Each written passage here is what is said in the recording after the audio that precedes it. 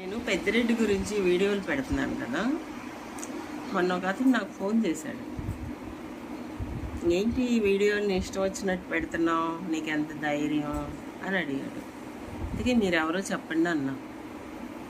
నేనెవరో త్వరలో తెలుసుద్ది, నువ్వు ఇలాగే వీడియోలు పెట్టావనుకో నీకు ఆవుష్ దగ్గరకు వచ్చేసినట్టుంది అనేసి అన్నాడు.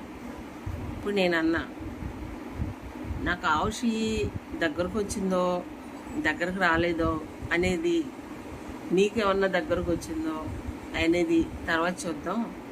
అసలు మీరెవరో చెప్పండి ముందు.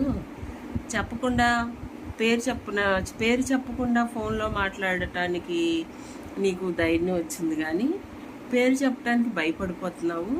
పేరు చెప్పి మాట్లాడు అన్నాను. పేరు చెప్పి మాట్లాడు అని అంటే, నా పేరు నీకు త్వరలో తెలుసుద్ది, 4వ తారీఖు రిజల్ట్స్ వచ్చిన తర్వాత అప్పుడు నీకు ఉంటుంది.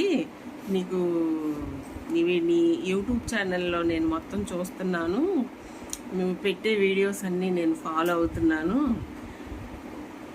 టైం దగ్గరకు వచ్చింది అనేసి ఏవో మాట్లాడాడు. అవి కొంచెం టూ మచ్గా ఉన్నాయి, చెప్పలేము మనం. అప్పుడు నేనేమన్నానంటే, ఓహో నా యూట్యూబ్ ఛానల్ ఫాలో అవుతున్నావా, లైక్ కూడా కొట్టి కామెంట్ కూడా పెట్టచ్చు కదా అనేసి అడిగాను.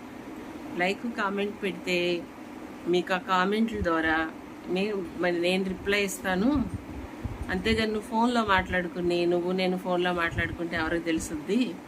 అదే కామెంట్ పెట్టావనుకో, నీ దమ్ము నా దమ్ము 10 మంది చూస్తారు.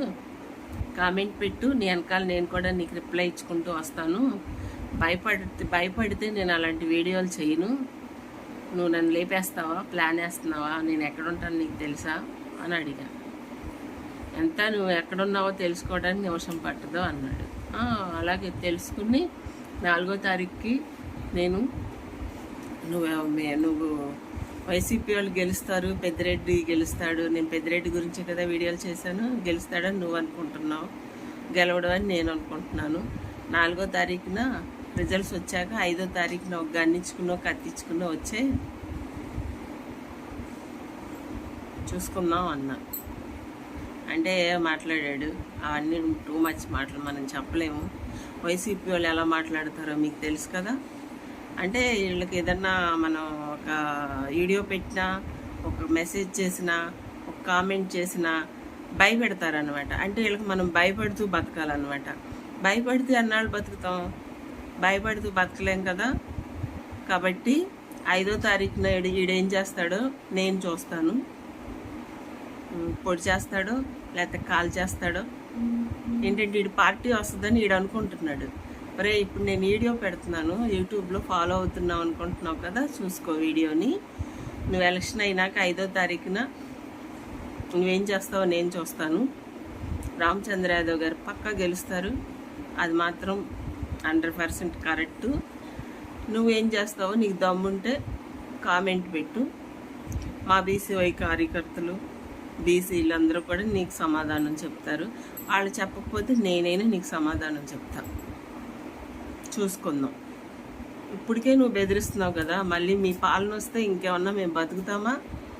అసలు మేము భూమి మీద ఉండగలమా? మేము అసలు తిరగగలమా? నువ్వు ఆడవాళ్ళని ఫోన్లు చేసి బెదిరించడం కాదు.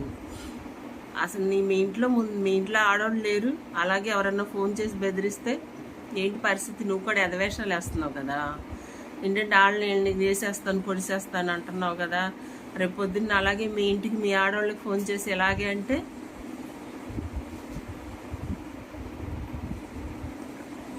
కబడతారు.